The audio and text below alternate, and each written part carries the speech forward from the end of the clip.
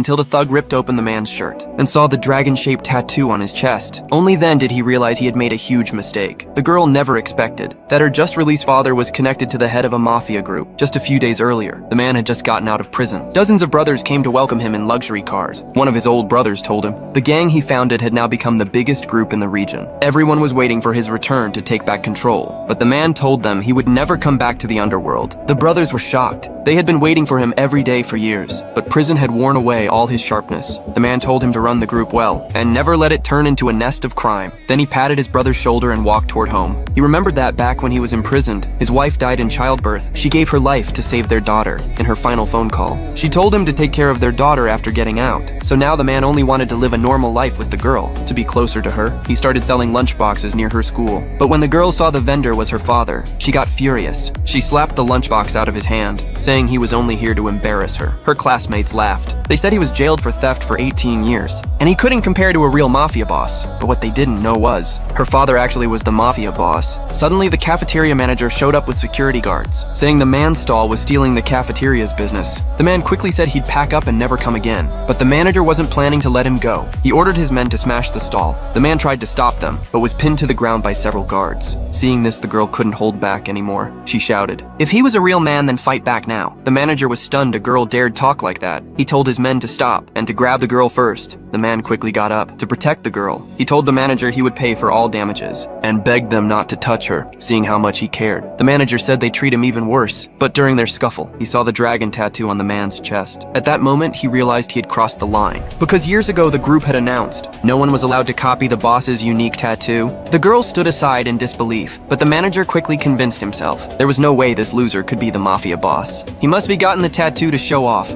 to earn credit. He pulled out his phone and called his brother-in-law who worked in the group. But once his brother-in-law answered, he instantly got furious and told him to stay right there because he was coming over immediately. The manager still didn't get it. He arrogantly told the man he was dead today. Hearing this, the girl panicked. She begged the man to leave quickly because they couldn't afford to mess with that group. But the manager told her to shut up. The next second, he was kicked to the ground by the man. At that moment, the man had had enough. He knocked down the two guards, but the girl was grabbed by the manager. He used her to force the man to kneel. Seeing that the once arrogant man was now at his mercy, he smashed a wine bottle over the man's head, even while being tortured. The man kept repeating not to hurt the girl. The manager became even more smug. He raised a stick to teach the girl a lesson. But just then, a fleet of luxury cars arrived and stopped in front of them.